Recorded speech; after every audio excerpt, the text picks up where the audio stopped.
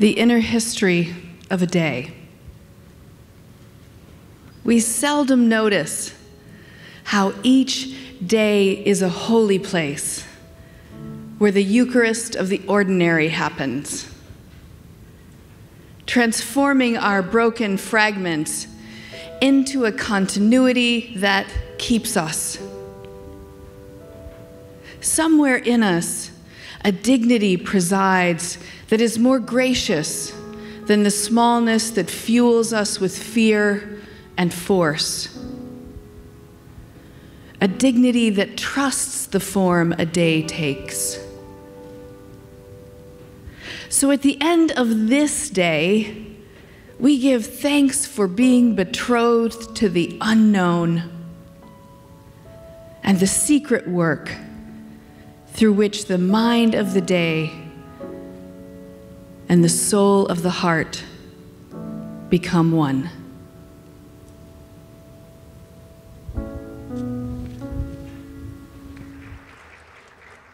Thank you, Kathy Ann, and good evening. I am so delighted that you are all here, and one of the things that I love about being a member at CSL is that I get to practice thinking bigger, and so I was thinking tonight that if I could have anything, it would be a Mariners-sized stadium full of people who want to come to hear poetry. Wouldn't that be awesome? And I thought, I want to share a couple of poems, but I also thought I would just say a few words. Maybe many of you are seasoned poetry lovers and listeners, and maybe some of you were brought along, and maybe you didn't know this was happening tonight, you just found yourself here. And one of the things that happens to me when I share my work is that people will often come up to me and they kind of whisper, like they don't want anyone else to hear them. And they say, well, I'm not really a poetry person, but I kind of liked that, you know. And so in my last book, I decided to write in the foreword an apology letter. And the apology letter was to say, I'm sorry for all of the English teachers that didn't teach you to love poetry and who made it seem mysterious and hard. And so sometimes it's fun to talk a little bit, and sometimes it's fun just to hear the words. I was thinking when Matthew sang that song, it was kind of hard to clap right after it, isn't it? Right, and so then you kind of feel like, all right, well, I should clap because I want to show my appreciation, but then I don't want to clap because it changes the space around what just happened. And so I just want to give you permission. You don't have to clap if you don't want to. If you just want to sit in the silence, sometimes that fills up itself in the way that it does. So I want to share two poems right now. One is mine, and one belongs to E.E. Cummings. And you may be familiar with E.E. Cummings. He was famous for using lowercase letters and putting syntax all mixed up. So at first you read it and you think, that makes no sense. Why is someone making me read this? But then when you listen really closely, it makes all kinds of sense. And so this particular one is called Thank You, God. Thank you, God, for most this amazing day, for the leafy, greenly spirits of trees and the blue, true dream of sky, and for everything that is natural, that is infinite, that is yes. I who have died have come alive again today, and this is the sun's birthday. This is the birthday of light and love and wings and of the great gay happening illimitably earth. How can anyone, tasting, touching, hearing, breathing, seeing, lifted from the no of nothing, human merely being, doubt unimaginable you?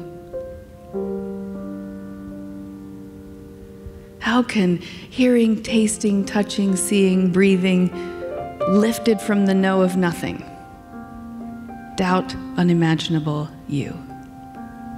One of the reasons I love that poem, and I memorized it to say it at my grandmother's memorial, actually, and it's because sometimes I think when we talk about love and when we speak about love, it's almost so much we can't stand it. It's so delicious, we can't even articulate it. And that's actually what poets try to do. They try to say the unsayable. They try to put words to things that really are beyond words. And we try to get as close as possible. So this next one that I want to share, some of you may have heard this when I performed with my friends Owen and Molly O'Sullivan last year when they were here, my friends from Ireland, who are doing really well and still living in New York, and hopefully they'll come back soon and visit us at CSL. And this is really my love poem to Seattle, and it's really great to say it on a day like today. And what I want you to promise me is that in November, you'll remember this poem. Okay, and you can ask me to do it again in November if you want. Because usually, if it's not a day like today, I make people close their eyes and remember August. That's what I say. Okay. So this is called "Why I Live in This Rainy Place." Because today, the Cascades are spread out to the east, and the Olympics to the west, perfectly outlined in the morning sky.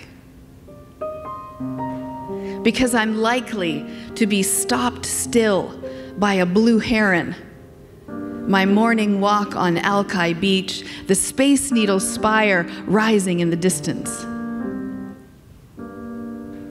Because one morning, 6 a.m. flight, I grab the tired gate agent and say, "Look, the rose light illumined Mount Rainier. All 14,000 feet magnified by airport glass just outside on the tarmac." Because for every mile you go west to the Hoh rainforest, you get another inch of rain. Until finally, with reverence, you can walk the moss-covered trails, the cedar-filtered light, verdant, pristine, silent. Because this is the first city I ever loved. And after New York and London and Paris and Dublin and Sydney, San Francisco, Chicago, I still delight the plane's descent past Adams, Helens, and Rainier. I find my street, my house, and say, this is where I live. Because I tell Starbucks baristas in faraway towns that I live near the mothership. As if this will make a difference. As if they'll treat my coffee with more respect. Because if it's true that we have 300 days of gray, then those 65 are perfect in their expansiveness, optimism, and hope. Who needs San Diego?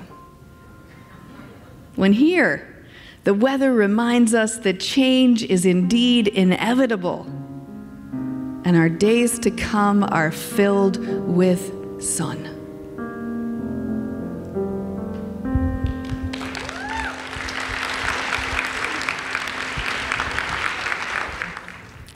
This last poem is by a good friend and mentor, David White, and it's called "Everything is Waiting for You."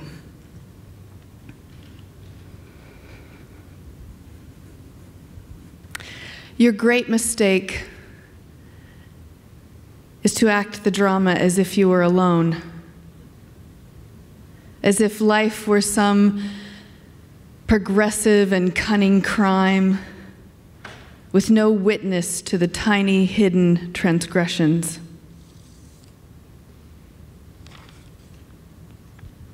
To feel abandoned is to deny the intimacy of your surroundings.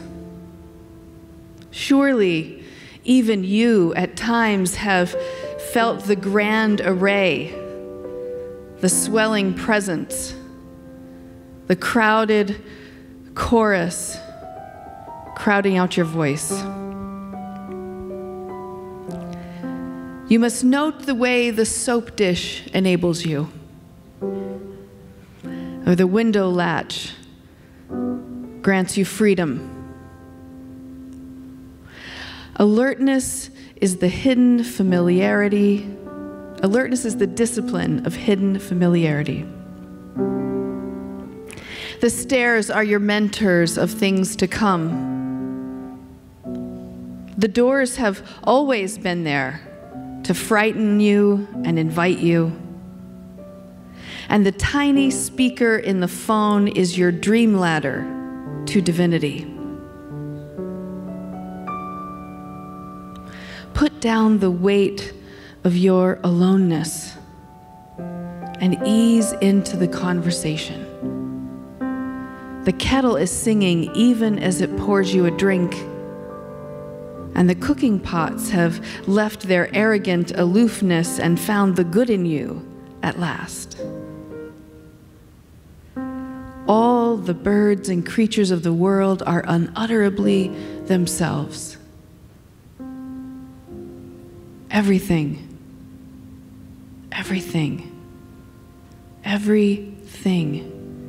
is waiting for you.